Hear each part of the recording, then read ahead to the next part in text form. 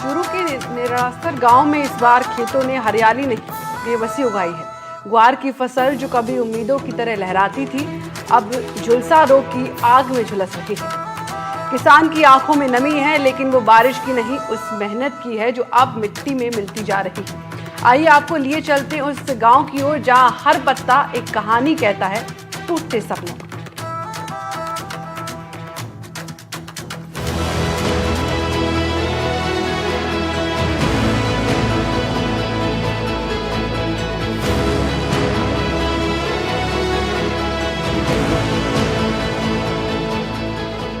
ये चूरू है और ये खेत सिर्फ जमीन नहीं, ये उस किसान की धड़कन है जिसने हर बीज को अपने सपनों की तरह सींचा था।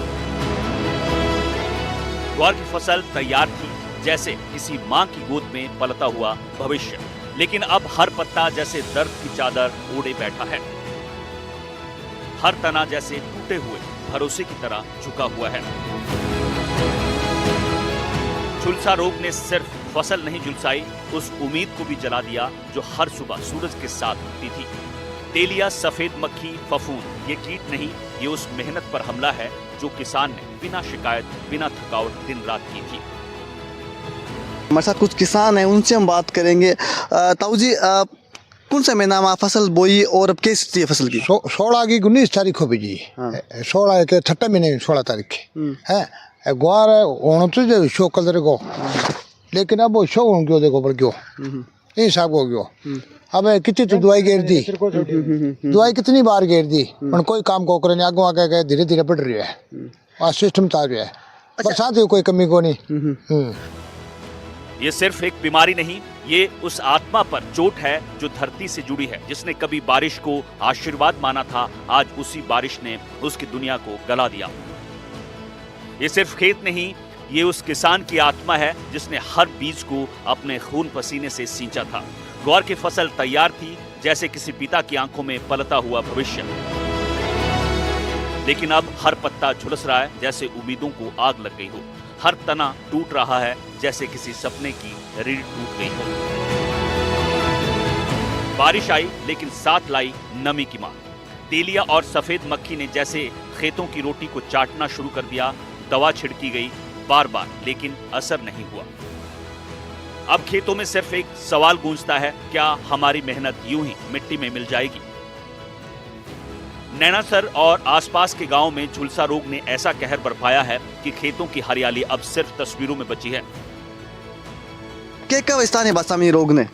तुलड़ियों कहे, अच्छा, तुलड़ियों का ये पीलापन हो गया, यहाँ खत्म हो गया तो जा रही है वो खेड़ो और तुलड़ियों और इनमें किए बेरों को पड़े मच्छर हो जाए, क्या हो जाए। मैं तो दवाई गाड़ने के दवाई गिरने का नहीं कसर को छोड़ी नहीं। तकड़ा नुकसान हो रहा है, बहुत तकड़ा नुकसान हो रहा है। केवल एक नैनासर गांव में हो रहे, आसपास गांव में भी हो रहे हैं भाई। आसपास गांव में भी तो मैं कि फिर हम नैनासर गांव में तो इसी हीरे सगड़ा।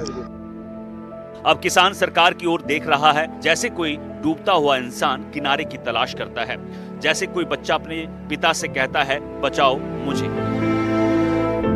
आज किसान की आंखों में आंसू नहीं, क्योंकि आंसू अब खेतों में बह चुके हैं।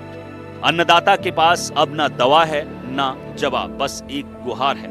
ये ग्वार की फसल नहीं, ये उस किसान का सपना है, उसकी रोटी है, उसका आत्मसम्मान है। अगर ये झुलस गई तो सिर्फ एक खेत नहीं, एक पूरा जीवन राख हो जाएगा। अगर आई हालत रही तो किसान के जीरो पैदावार है। अगर आई हालत रही तो या तो टाइम के ऊपर या तो उपचार देंगे होना तो टाइम रहे को नहीं, बाहर एकदम फसल नष्ट हो रही है। और प्रशासन हमारा वही निवेदन है कि भी मौके पर आगे और जमीन को हलचल देख ले और बिंग बाद में किसान ने जो उचित मुआवजा देगा।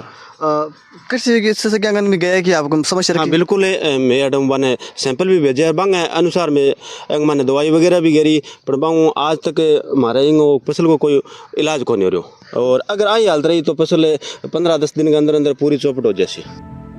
शिवकरण डूडी का दर्द हर किसान की टूटती हुई आवाज है, जो हर सुबह सूरज उगता है और उम्मीदों की गठरी उठाकर खेत की ओर चल पड़ता है, लेकिन शाम होते होते वो गठरी हल्की नहीं होती, वो बिखर जाती है। हर दिन अन्नदाता की आंखों के सामने उनकी मेहनत मरती है और वो कुछ नहीं कर पाता है। कहनो की है भाई वो किसान की है कि एक तरीको मतलब है इमा जो भी बने वो वाजिबी होना चाहिए, लेकिन फसल को तो कोई पैदावार की तो कोई आई को नहीं मादरी, क्योंकि वो धीरे धीरे वो बरसात होने के बाद में ख़त्म हुए। पहले वो बढ़ गयो चोखो भी हो, लेकिन वो बरसात होने के बाद में है को पूरा है को एकदम धीरे धीरे ख़त्म हो गयो। तो इनके ऊपर दवाएं भी गिर दी 2-3 बारी, और कृषि विज्ञान केंद्रों पता करके गिराई दवाया, और अभी तक है कोई पैदावार वाला तो जीरो हो गयो। ग्वार की फसल सिर्फ फसल नहीं थी, वो उनकी मेहनत थी, उनकी रोटी थी, उनके बच्चों की किताबें थी। अब वो सब झुलस रहा है। हर पत्ता जो सूखता है वो अन्नदाता के सीने में एक टीस छोड़ जाता है। कृषि वैज्ञानिक कहते हैं ये जीवाणु और फफूंद से फैलता है, लेकिन किसान कहते हैं ये हमारी आत्मा को खा जाता है। ये सिर्फ एक रोग नहीं है, ये उस जीवन की अंतिम सांस है जो हर सुबह सूरज के साथ खेत में उगता था। ये बीमारी नहीं, एक धीमा मातम है, जिसे नैनासर के किसान तुरड़िया कहते हैं। वो खेतों में नहीं, वो दिलों में फैलता है। पत्तों पर पानी जैसे धब्बे नहीं, ये आंसुओं की छाप है। ये काले किनारे नहीं, ये उस भरोसे की राख है जो हर बीज बोते वक्त आंखों में चमकता था। देखिए, अभी जो ग्वार की फसल है, जैसे आपने बताया तुरड़िया रोग, हमारी देसी भाषा में इसको तुरड़िया बोलते हैं, वैसे इसको ब्लाइट या झुलसा रोग बोलते हैं। तो ग्वार के अंदर सबसे ज़्यादा जो समस्या आ रही है वो झुलसा रोग से ही आ रही है। इसके साथ साथ में एक और है, ये रोग भी आ रहा है, और साथ में जो रस चूसने वाले कीड़े हैं, वो रस चूसने वाले में सफ़ेद मक्खी है, थ्रिप्स है, एफिड्स हैं, ये भी रस चूस करके और हमारे पौधे को बीमारी तो कमज़ोर कर रही है, साथ में रस चूस करके ये रस चूसक जो कीट हैं ये भी हमारी जो फसल है उसको कमज़ोर कर रहे हैं। और सुबह और शाम के टाइम अगर हम हमारी फसल में सही समय पर छिड़काव कर देंगे तो निश्चित रूप से ये जो तुरड़िया, झुलसा रोग है और रस चूसने वाले कीड़े हैं, इनका प्रबंधन हो जाएगा। जब खेत मरता है तो सिर्फ फसल नहीं जाती, एक पूरा सपना, एक पूरा संघर्ष, एक पूरा भविष्य मिट्टी में मिल जाता है। अब वक्त है कि कोई आगे आए और इस मिट्टी को फिर से जीवन दे। गजेंद्र चौहान के साथ ब्यूरो रिपोर्ट, एनडीटीवी।